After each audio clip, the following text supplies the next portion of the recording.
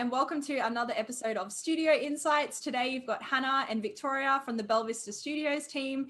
In this episode, we're doing things a little bit differently. What we've done in the last 2 weeks is we've asked you, our community, to ask us questions and let us know what you would like to know about. So we've got 3 questions that the community have asked, so we're super excited to get into them.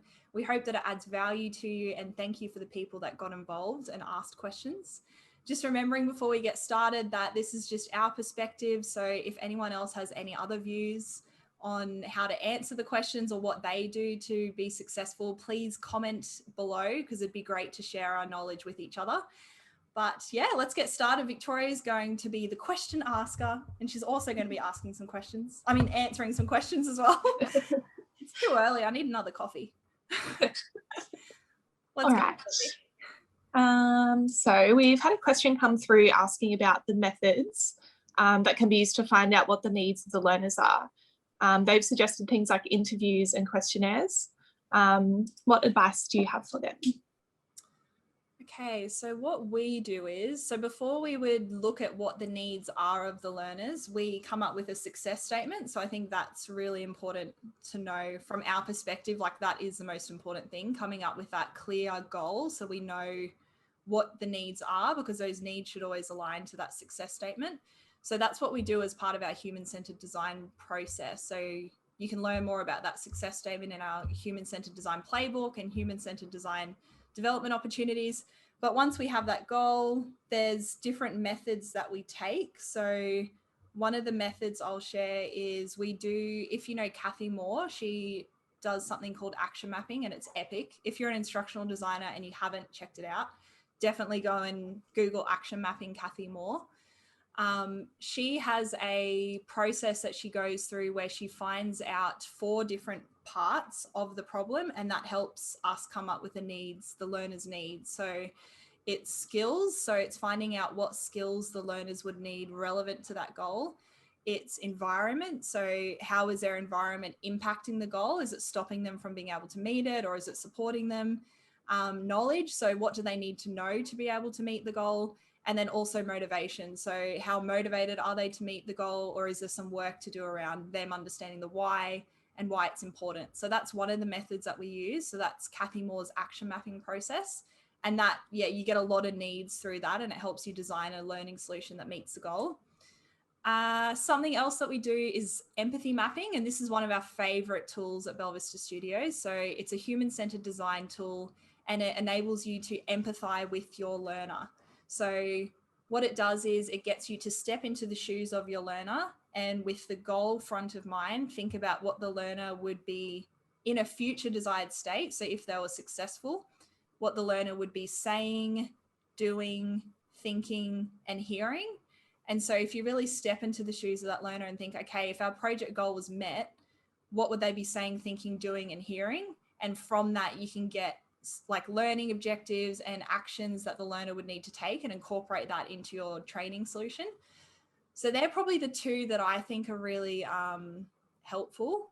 The other one would be user interviews. So user interviews are really good because you can speak to the user and find out how their context and their day-to-day world relates to the goal. So you can find out whether they actually are motivated about it, whether they would be able to achieve the goal now, what challenges they're having, and that can help you get the needs as well. But I think the main thing, like at Belvista Studios, we're very human-centered. So for us, we just make sure that we involve the learner in all of those processes. So we have the learner there for the Kathy Moore action mapping process, so the knowledge, skills, environment that I spoke about earlier. We have them there for the empathy mapping, and obviously there for the interviews so that they can tell us what the goal means to them, and that helps us get accurate learning needs. Yeah, do you think, does that answer the question, Vic, enough? Yeah, I think so. Some good options there for people to use. Cool, good question. This is a good one. All right. The next question, do you think that e-learning architectures such as receptive, directive, and guided discovery are a good starting point to design more effective resources depending on the purpose of the learning? So they've said for inform, response strengthening, or knowledge construction. Okay, so that's a good question because I actually hadn't heard of those different architectures before this video. So it is new for us. But having a look at it, it is interesting. Like I can see that it's about whether you need to inform the learner, whether you need to get them to like answer questions, so like respond, or whether they like experience it. But I guess for us at Belvista Studios, I would say it is a good starting point, but for us, our process is more around human-centered design. So we would look at what does the learner actually have to do in the real world, and then we would design the resource accordingly. So we don't put them into that category or think, are we going to make it receptive, directive? We sort of just think, if I was the learner and I needed to take action on what that learning objective is, what would I actually need? Would I need to know information? Would I need to practice it? And I think for us, like practicing in the real world probably is the best. So for our learning solutions, and you would know, Vic, with what we create, like we always try and make it reflect the real world. So I guess we're more experiential maybe when it comes to those. But yeah, what do you think, Vic? Yeah, I'd agree with that. Yeah. I mean, I guess it depends what you're trying to train as well, but generally speaking, we do try and want it to we want it to reflect the real world, because that's where they're going to be using it. So yeah, I guess it's figuring out the best way of doing that. Yeah. And it is quite interesting, because I hadn't really thought of it like that. And it is true that sometimes it is just like informing people of something. And that can show that like maybe you don't need training. Maybe people just need to know, like, do this, and they might not actually need the training to get the skills. Or so it is like an interesting way to think about things. And I guess like you'd find out what would be the best process through speaking to the learners, because they might say, I already know how to do that. Like I didn't know we had to do it, so potentially you could just inform them to do it. So I can see how like that would make sense as well. But if it's more like a skill they have to learn, then I think like putting them in an experience, like a simulation or something in the real world, would be the best. Potentially. I don't know, I'm making an assumption because we don't know what the actual training goal is, but that's really interesting. It's a like great question. So thank you for asking that. I hope it added some value. Our process is probably like a little bit different to that, but yeah, it was awesome. Thank you. And our last question, what question should one ask an SME to understand desirable difficulty when designing an activity? Oh man. So Vic and I, we're going to be honest, we didn't know what this was. We like tried to answer it earlier, but we didn't understand that it was like an actual theory. So whoever asked that, like, wow, that's pretty cool. We didn't realize that. So you've definitely taught us something. So thank you for asking that question, because it's led us down a path of trying to figure out what it is. And it sounds super interesting. So from what we know, it's like if things are a little bit harder, people retain the knowledge for longer. So it's better learning.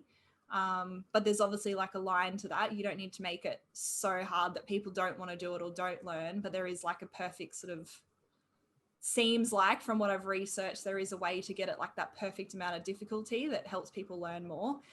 So what we're going to do, I think there's like a lot to it. So we were looking at videos and trying to learn about it. So what we're going to do is I'm going to write a blog on it. So I write the blog for our team, and I am really interested in that, and I'd love to know how we could apply it to our learning. So thank you for asking that question, because yeah, we're going to get more into it, figure out what it is, and apply it to what we do as instructional designers. So if anyone's interested, keep an eye out for that blog. And that's probably all we can provide right now, because we don't know enough about it just yet. But great question, because yeah, it's great learning for us. Yeah. Cool. Well, that's it. Thank you so much for those 3 questions, those people that participated. We love giving you what you need as our community. So please continue to ask questions, comment below if there's anything else that you would like to add, or you have any advice, so that we can learn through each other. And thanks for tuning in. What's up, awesome human? Thank you on behalf of myself and the Belvista Studios team for continuously choosing to learn with us. We really appreciate it. If the tips and the insights and the context resonate with you, and you want to take your skills to the next level, or you want to make your life way easier, you will love our Creator Hub. The Creator Hub is a place for people like you and us. Basically, it's the stuff that we use internally at Belvista Studios, and then we just share it publicly with you. The Creator Hub is created by instructional designers for instructional designers, and what you'll love there at the moment is we've got a quiz, could I be a better instructional designer, that has so much tips in the feedback if you're interested in human-centered design or just taking your skills to the next level in terms of the solutions you're creating and the problems you want to solve. But in there as well, aren't we cute? That's us. But we've got the coaching courses, freebies, give us gratitude, and also we've got some templates. And basically they're always around the lens of learning experience design, instructional design, and e-learning. So a human-centered design focus is very much what we're about at Belvista Studios. So putting your learners at the heart of a solution and creating something for their needs. So there's the human-centered design stuff, and then we've also got the business stuff. So this is the stuff they don't teach you about when you want to become a freelancer or a consultant in the instructional design world. So go check it out. The link is in the description. You can check out everything that is available for you. Thank you for choosing to learn with us. Continuously invest in your skills. You will be rewarded as an instructional designer. Share this stuff, share it with other people, because when we are better instructional designers, we create better solutions that create better humans, that create a better world. So we have a very important role, and I'm excited to be on this journey with you. Have an awesome day.